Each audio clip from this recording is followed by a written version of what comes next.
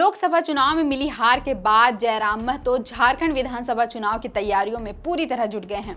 चुनावी रणनीतिकारों का मानना है कि जयराम लोकसभा चुनाव की तरह ही विधानसभा चुनाव में भी एक्स फैक्टर साबित हो सकते हैं। यह सच है कि लोकसभा चुनाव के दौरान जयराम महतो के उभार ने सभी पार्टियों को अपने समीकरणों पर नए सिरे से सोचने पर मजबूर कर दिया है। भले ही जयराम या उनकी पार्टी को लोकसभा चुनाव में आशातीत सफलता नहीं मिली, लेकिन सभी सीटों पर हार के बावजूद अब झारखंड विधानसभा तक पहुंचने के लिए जयराम और उनके प्रत्याशी जी-तोड़ मेहनत में लगे हैं। इसी बीच जयराम महतो को लेकर एक बड़ी अपडेट सामने आई है। अपडेट ये है कि अब जयराम एक नहीं बल्कि झारखंड के 2 विधानसभा सीटों से अपनी किस्मत आजमाने वाले हैं। बीच में चर्चाएं तेज थी कि जयराम भाजपा के साथ मिलकर चुनाव लड़ेंगे और राज्य में तीसरा मोर्चा भी जयराम के नेतृत्व में ही तैयार होगा। लेकिन जयराम ने अब इन सभी अटकलों पर विराम लगाते हुए बताया है कि उनकी पार्टी विधानसभा चुनाव में किसी भी अन्य पार्टी से समझौता बिल्कुल नहीं करेगी। लेकिन जयराम 2-2 सीट पर चुनावी मैदान में क्यों उतरना चाह रहे हैं? क्या उन्हें सत्ता पर पहुंचने की जल्दी है? क्या उन्हें यह डर है कि अगर इस बार उनके हाथ से विधायक की कुर्सी निकल गई तो उन्हें अगले 5 साल तक इंतजार करना होगा? सबसे बड़ा सवाल यह है कि आखिर वो कौन सी 2 सीटें हैं जहां से जयराम इस बार चुनाव लड़ सकते हैं। आज की वीडियो में हम इस तरह के तमाम सवालों पर बात करेंगे। जोहार, मेरा नाम है अवंतिका और आप देखना शुरू कर चुके हैं द फोर्थ फिल्म। झारखंड विधानसभा चुनाव को लेकर सभी पार्टियां अपने अपने स्तर पर तैयारियों में लग गई हैं। इस बार विधानसभा चुनाव में जयराम महतो भी बड़ा फैक्टर बन सकते हैं। जयराम झारखंड में एनडीए और इंडिया गठबंधन के कई सीटों में खेल बिगाड़ भी सकते हैं। जेबीकेएस के केंद्रीय अध्यक्ष जयराम महतो झारखंड विधानसभा चुनाव में उतरने के लिए रणनीति बनाने में जुटे हैं। जयराम ने विधानसभा चुनाव को लेकर बड़ा ऐलान कर दिया है। जयराम झारखंड विधानसभा चुनाव में एक नहीं बल्कि 2 सीटों से चुनावी मैदान में होंगे। जयराम ने एक अखबार से बातचीत में कहा कि वो किसी से समझौता नहीं करेंगे। वो खुद विधानसभा की 2 सीटों पर चुनाव लड़ेंगे और झारखंड में जेबीकेएस 50 से अधिक सीटों पर अपने प्रत्याशी उतारेगी। जयराम ने साफ कर दिया है कि उनकी पार्टी किसी भी अन्य पार्टी के साथ तालमेल नहीं करेगी। लेकिन जयराम किन 2 विधानसभा सीटों से चुनाव लड़ेंगे, इसका ऐलान अब तक नहीं किया गया है। फिर भी कयासों के बाजार गर्म हैं कि वो गिरिडीह के साथ साथ हजारीबाग और धनबाद लोकसभा के किसी विधानसभा सीट से चुनावी मैदान में होंगे। गिरिडीह से टुंडी, डुमरी और गोमिया संभावित सीटें हैं। वहीं हजारीबाग की मांडू सीट पर भी दावा किया जा रहा है। इसके साथ साथ धनबाद की सिंदरी विधानसभा सीट वो सीट हो सकती है जहां से जयराम चुनावी मैदान में होंगे। 2024 के लोकसभा चुनाव की बात करें तो पूरे झारखंड में जेबीकेएस ने अच्छा प्रदर्शन किया था। 8 लोकसभा सीटों से लगभग 8.5 लाख वोट जेबीकेएस ने हासिल किए थे।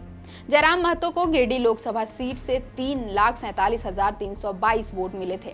हालांकि जयराम गिरिडीह लोकसभा में तीसरे नंबर पर रहे और जेएमएम प्रत्याशी मथुरा प्रसाद महतो से सिर्फ 23,000 वोट से पीछे थे। वहीं हजारीबाग से जेबीकेएस के संजय मेहता को 1,57,977 वोट मिले थे और रांची लोकसभा सीट पर भी पार्टी ने अच्छा प्रदर्शन किया था और देवेंद्रनाथ महतो को 1,32,647 वोट मिले थे। अब वापस जयराम के मुद्दे पर आते हैं कि आखिर जयराम किन सीटों से चुनावी मैदान में उतर सकते हैं। तो इसकी ज्यादा उम्मीद है कि जयराम गिरिडीह के डुमरी, गोमिया या टुंडी विधानसभा सीट से अपनी किस्मत आजमा सकते हैं।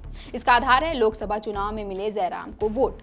गिरिडीह लोकसभा में जयराम को सबसे ज्यादा वोट डुमरी विधानसभा से ही मिले थे। डुमरी में जयराम महतो को 90,541 वोट मिले थे। वहीं गोमिया से 70,828 वोट मिले। टुंडी से जयराम को लगभग 60,000 वोट मिले थे। डुमरी विधानसभा सीट पर जयराम महतो को सीपी चौधरी और मथुरा प्रसाद महतो से भी अधिक वोट मिले।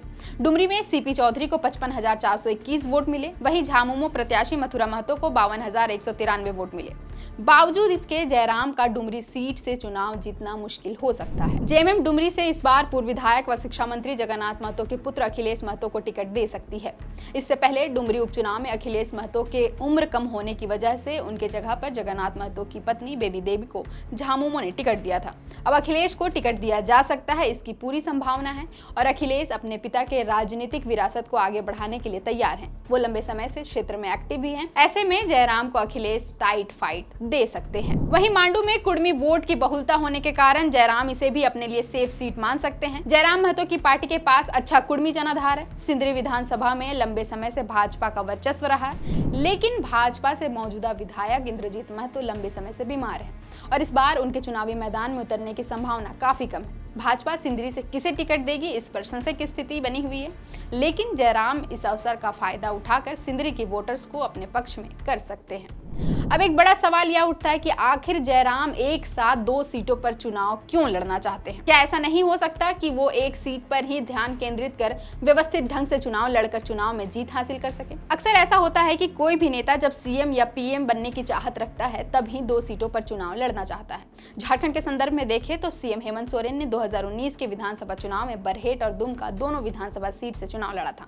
हालांकि वो दोनों सीट जीत गए थे। अब जयराम महतो का ये कदम कहीं न कहीं ये दिखाता है कि उन्हें झारखंड की सत्ता पर काबिज होने की जल्दी है। जयराम अगर विधायक बन जाते हैं तो वो अपने आप को झारखंड की राजनीति में स्थापित कर लेंगे और साथ ही साथ वो अपने पार्टी को भी मजबूती से झारखंड में स्थापित कर पाएंगे। अब जयराम का ये कदम उनके लिए कितना सही साबित होता है, 2 सीटों पर भी चुनाव लड़कर जयराम विधानसभा पहुंच पाते हैं या नहीं, ये तो आने वाले वक्त में ही पता चल पाएगा। फिलहाल के लिए इतना ही। देखते रहें द फोर्थ पिलर।